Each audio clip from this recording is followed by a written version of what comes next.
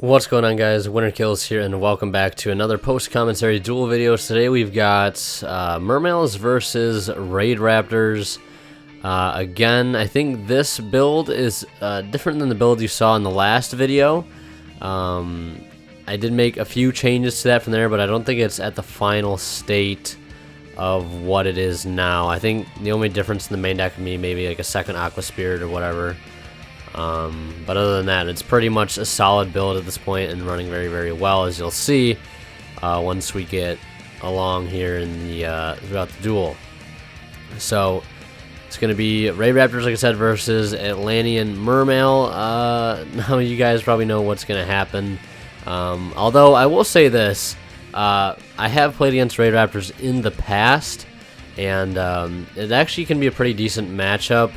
I think the last time I played against them was at a tournament when I was playing Monarchs, and I almost lost to them because I think it was game 2. Game 2 I ended up losing because I just did not have enough resources to continually out the Ultimate Falcon. That was just a huge issue that I had to deal with. Constantly, like, not having Stormforth was a big issue to get rid of it. That, you know, that third time he brought it out, and I could not get back any more Stormforth. So that's where I ran into some problems. But Mermail, I would say, does have a little bit easier of a time than Monarchs would. Because I think at the time I was playing one domain, so there's no real way to like beat over Ultimate Falcon. And especially with like a combo card like Readiness, it's really hard to even beat over it, even if you do have enough attack. But I think Mermail is a good contender because they can OTK. So their first turn setup isn't extravagant. If it isn't all of that, you can just go right through their first turn field and get the OTK that you want, and just go game 2, you know what I'm saying. But you'll see here he does have Raidraptor Nest after going Vanishing Lanius into Tribute Lanius, sending Mimicry, banishing Mimicry, adding a copy of that Pain Lanius, so summon Pain Lanius.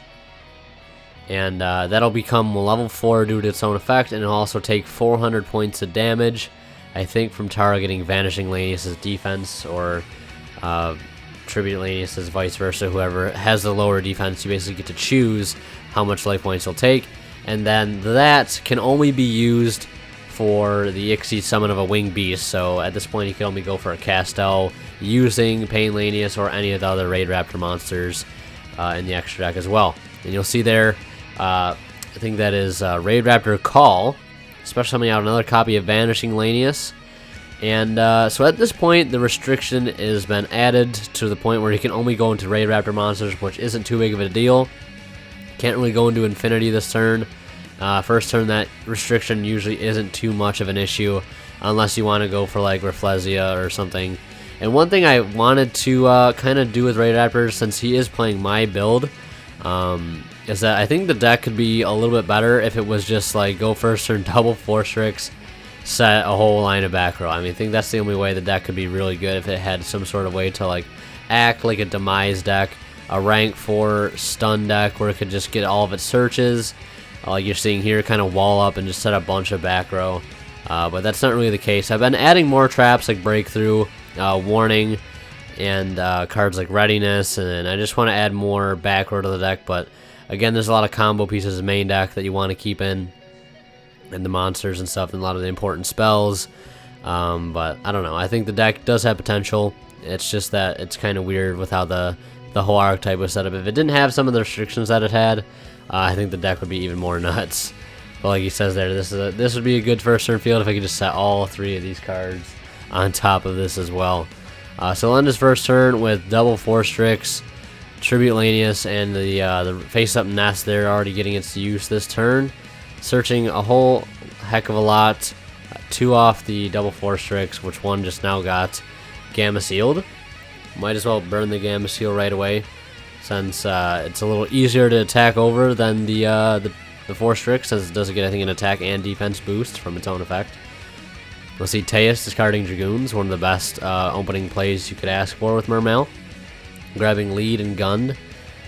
Trying to set up for some quick damage here. I think it's at this point it's very obvious that I can OTK. I'm just like a Raigeki or a few infantries away from pulling it off. unless he does have booster tricks that could end badly. Or if he had readiness, which he does not. Readiness is the only thing that would deter an OTK, but we know that's obviously by what he doesn't have set in his field, is that he doesn't have it, or it's not in his graveyard either. See, Megalo discarding Gun and Lead, Megalo adding Mizuchi for the damage, and then Gun special summoning the Lead. So we got 3 level 7s on the field. And at this point I could tribute Lead, or I could tribute Teus for Lead to knock a card out of his hand, if that's even necessary. I think it would be better off just tributing Teus with Megalo to get the double attack at 3200 once Mizuchi is equipped. And one thing you'll notice about this video is that I sped it. I didn't speed it up as fast as I usually do, just because the video was actually kind of short enough as is, just because the match went by really fast. So yeah, my friend over there on the ground for some reason, and you'll see me normal summoning Dragoon, distributing that away for Megalo to get a free search. Might as well keep my board presence at this point and get a free Sea Serpent search. I think I didn't even normal summon at this turn. Well, that would have been my normal summon right there, but I'm saying if I would have been able to like grab Diva also at some point, or just like if you could like tribute a card from your hand for Megalo, that would be absolutely nuts. But I'm gonna add a Neptibus off that search, or summoning another Teus, activating not Teus' effect because Teus is once per turn, but Neptibus' effect that I discarded to special summon Dragoons out of grave. So now we have 4 level 7s on board, and we also have Dragoons. So it's a pretty solid field, and now it's just kind of figure out how to OTK.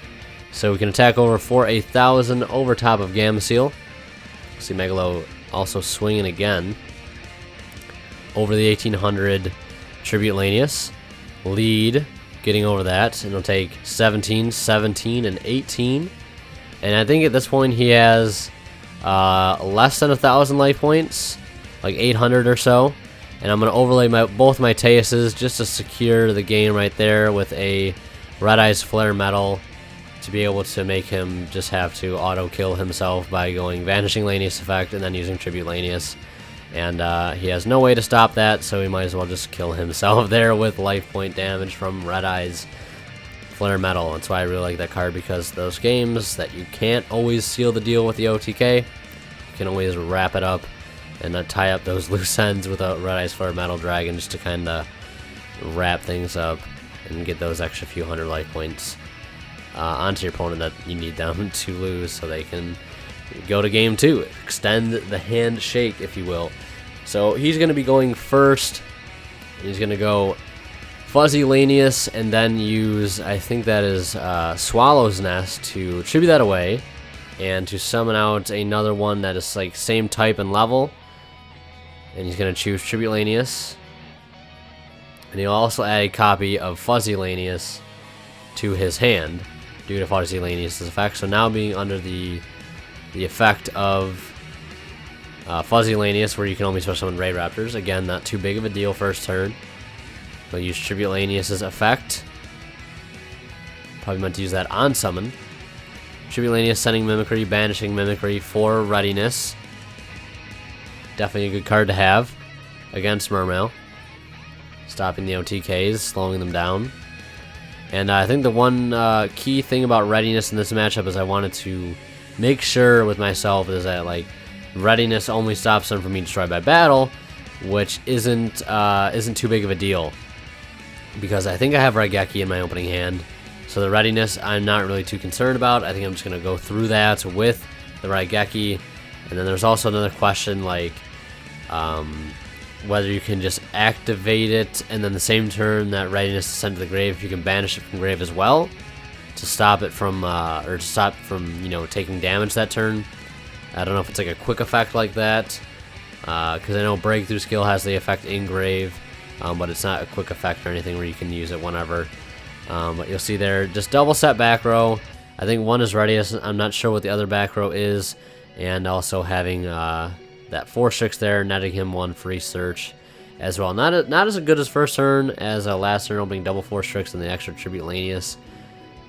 Now I'm just debating here to whether or not to Raigeki I'm going to do that anyways. He's going to use Fuzzy Lanius' effect. It is being sent to the graveyard, so he will get to search another copy of Fuzzy. As I normal summon my Neptibus, sending Dragoons. And then I'm going to add a copy of a Sea Serpent and add a Atlantean. Just also another great combo, opening up Neptibus. I think I also have Instant Fusion in my hand, so it's pretty much game over.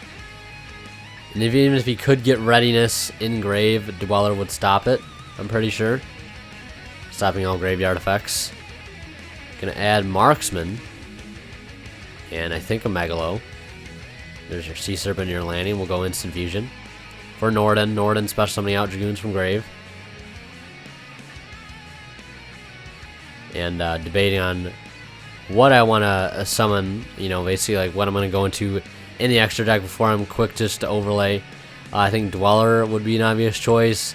Just because the attack boost is there. But like, I'm just waiting for there to be another rank 4 for water that you can play that just like isn't Dweller. But the thing about Dweller is not only does it stop graveyard effects, but the huge attack boost it gives, 500 across the board, is just like you can't pass that up. There's not, I don't think that'll be another Dweller like card. I mean, number 37 is a great rank 4 for this deck. Don't get me wrong. So is Honor Arc, all great stuff. But I think Dweller is definitely easily the best. He's gonna breakthrough skill the Megalo. He could have breakthrough skilled the Norden, arguably, but I don't think it nearly would have saved him either way. Still going to be able to take... If he does break through the Norden, I still have a double attacking Megalo. I do tribute for cost there. If you're wondering why I still tributed Neptibus for Megalo, it was because of the fact that you can still try to activate Megalo's effect even if his effects are negated, so you tribute for cost in order for him to... make that second attack. And he's going to activate Readiness, and he's just tried to get it out of grave, but then realized Dweller is active, so that's going to end the game right there. Mermail will take the Swift 2-0. However, don't underestimate the power of Raidraptors if they do open up well and the deck is played correctly. You know, you can get your Ultimate Falcon out and you can keep spamming it. It is a very hard deck to deal with. I just wish that some of the support they got was a little bit better, because I do like the idea of the deck and I do think it's kind of fun to play. However, it's just not where it needs to be competitive. But yeah, hope you guys enjoyed the video. Hope you guys enjoyed the footage, the commentary. Leave a like if you did. It'd be greatly appreciated. Thank you guys so much for the continued support. It means a lot. It really does. And yeah, thank you guys so much for watching. Winter Kills signing out. We'll see you in the next one.